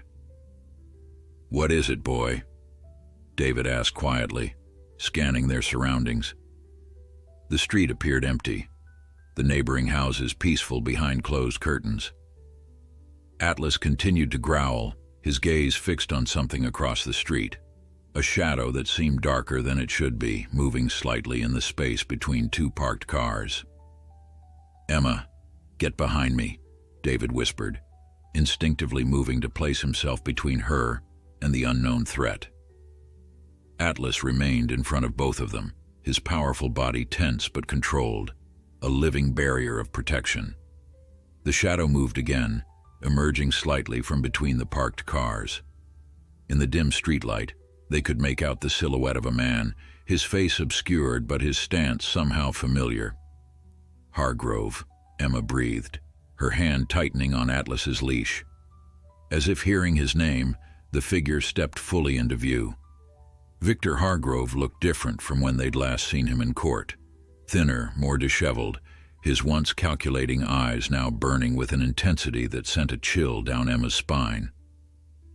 "I told you it wasn't over," he called, his voice carrying easily in the quiet evening air. "That dog belongs to me." Atlas's growl deepened, but he made no move to lunge or attack. He remained steadfast between his family and the threat, a guardian rather than an aggressor. David reached slowly into his pocket for his phone. "The police are one call away, Hargrove. You're violating a restraining order, and you're already facing felony charges. Walk away now." Hargrove laughed, a hollow sound devoid of humor. "Do you think I care about that anymore? My business is ruined. Those dogs were worth a fortune, and now they're gone. All because of you two and that mutt." He took a step forward, and they noticed for the first time that he was holding something in his right hand, a leash and collar. "I'm taking what's mine." Emma stepped up beside David, refusing to cower. "Atlas is not yours. He never really was. The court made that clear." "Courts!" Hargrove spat the word like a curse. "What do they know about breeding lines and blood work? That dog carries genetics worth tens of thousands. He's not a pet. He's an investment." As Hargrove spoke, Atlas remained vigilant, his eyes never leaving the man who had once caused him so much suffering. But something in the German Shepherd's demeanor had changed. The fear that had been evident during their courthouse encounter was gone. In its place was a steady resolve, a confident protectiveness that emanated from him like a tangible force. "You're not taking him," David stated firmly, his finger poised over the emergency call button on his phone. "The police are already on their way to your location. Karen from Animal Control called us. They've been tracking you since you crossed the county line an hour ago." Uncertainty flickered across Hargrove's face, his gaze darting around as if seeking confirmation or escape routes. "You're bluffing." "Am I?" David countered, his voice steady. "They know about the gun in your car, Hargrove. The one you bought 3 days ago in Oakville. They know you've been watching our house, waiting for us to come back. Did you really think they wouldn't be monitoring you after everything that's happened?" Emma held her breath, uncertain if David's bluff would work. They hadn't heard from Karen, and as far as she knew, no one was tracking Hargrove's movements. But the doubt spreading across the man's face suggested the fabrication might be hitting close enough to home to be believable. Hargrove took a step back, his earlier confidence visibly wavering.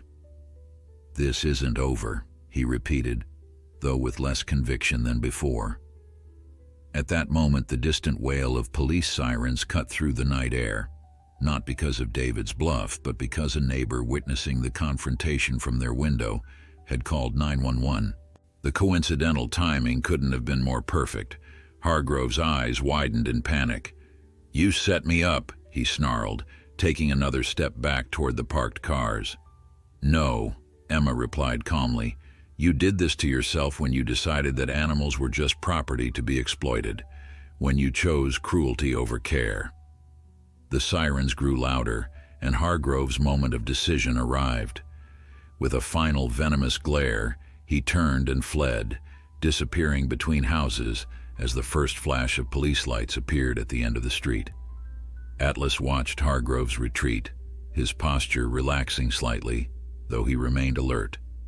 Emma knelt beside him, wrapping her arms around his neck in a gesture of both gratitude and comfort. "Good boy," she whispered against his fur. "The best boy." The police arrived moments later, quickly taking their statements and organizing a search of the surrounding area. Officer Jenkins, who had responded to their break-in report weeks earlier, shook his head as he made notes of their account. "We've been looking for Hargrove since he skipped town after the hearing," he explained. "There's a federal warrant out for him now. Turns out his breeding operation was just the tip of the iceberg. He's connected to a multi-state network of illegal animal trafficking." David's arm tightened around Emma's shoulders. "Do you think he'll come back?" Officer Jenkins looked thoughtful. "Honestly, no. He knows we're onto him now, and he's facing serious time. My guess is he'll head for the border, try to disappear. But we'll have patrols in your neighborhood for the next few weeks just to be sure." After the police departed, promising to call with any developments, Emma, David, and Atlas completed their interrupted walk home. The encounter with Hargrove had been frightening, yet somehow it had also provided a sense of closure. They had faced the man who had caused Atlas so much suffering, and they had stood their ground together. That night, Atlas slept more peacefully than they had ever seen, stretched out on his bed without the hypervigilance that had characterized even his most restful moments before. It was as if confronting Hargrove had released something within him, a final lingering fear that could now be set aside. The weeks that followed brought news that Hargrove had indeed fled the country, traced to a small town in Mexico before disappearing again. The legal proceedings against him continued in his absence, with each new revelation about his operation confirming the cruelty they had glimpsed in Atlas's condition. Winter settled over their town, transforming the landscape with a blanket of pristine snow that Atlas approached with initial suspicion and then unbridled joy. Emma and David delighted in watching him bound through snowdrifts, his dark coat contrasting beautifully against the white expanse, his exuberant play revealing the puppy-like spirit that had been suppressed for so long. "I've been thinking," Emma said one evening as they sat by the fireplace, Atlas dozing contentedly at their feet. "Maybe we should do more." David looked up from his book. "More?" "For other dogs like Atlas, the ones still trapped in situations like Hargrove's operation." She hesitated, then continued. "Karen mentioned that many of the dogs seized from Hargrove's property are struggling in the shelter environment. They've never known kindness or comfort. They need special homes, with people who understand their trauma." David studied her face, a smile slowly spreading across his. "You want to foster some of them?" "Maybe more than foster," Emma admitted. "We have the space, the knowledge, and Atlas, he's shown such a gift for helping other traumatized animals at the shelter. He could help them heal, just like we helped him." Atlas, as if hearing his name in his sleep, sighed contentedly and shifted closer to the warmth of the fire. David reached for Emma's hand. "I think it's a wonderful idea. We can start with one or two, see how it goes. Build our pack slowly." The first addition to their family arrived just before Christmas, a trembling female German Shepherd mix named Luna, one of the younger dogs rescued from Hargrove's facility. Severely under-socialized and fearful of human touch, she cowered in the corner of their living room when they first brought her home. Atlas approached the situation with remarkable intuition. Instead of trying to interact with Luna directly, he simply went about his normal routine, showing her through his relaxed behavior that this home was safe, these humans were trustworthy. He would lie near her, not touching but present, occasionally leaving one of his toys within her reach. On the third night, Emma awoke to check on Luna and found a transformed scene in the living room. The formerly fearful dog was curled up beside Atlas on his large bed, their bodies not quite touching but close enough to share warmth.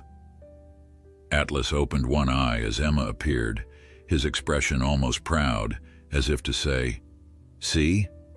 I'm helping her heal." Over the following months, Luna blossomed under their care and Atlas's gentle guidance. Her transformation inspired them to take in another rescue, then another, establishing what became informally known in their community as the Second Chance Sanctuary.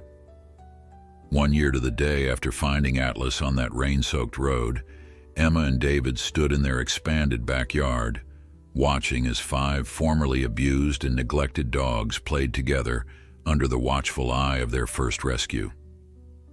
Atlas moved among them with the confidence of a natural leader, moderating the younger ones' play, encouraging the more timid ones to join in, embodying the safety and joy that had once seemed impossible for any of them.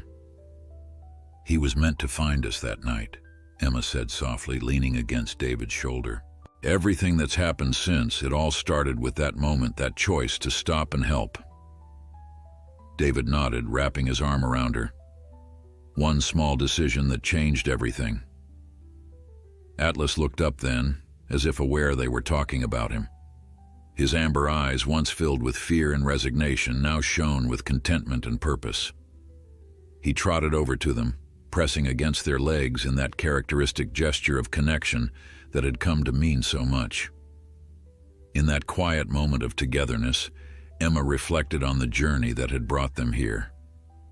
The frightened, broken dog they had rescued on a stormy night had not only found healing in their love, but had become a healer himself, a living testament to the transformative power of compassion, second chances, and the unbreakable bond between humans and the animals who choose to share their lives.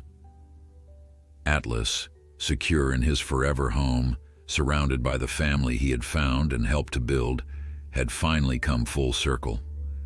The abandoned dog from the road had found not just a home, but a purpose, helping others like him discover that even after the darkest storms, there is always the possibility of sunshine, safety, and love. And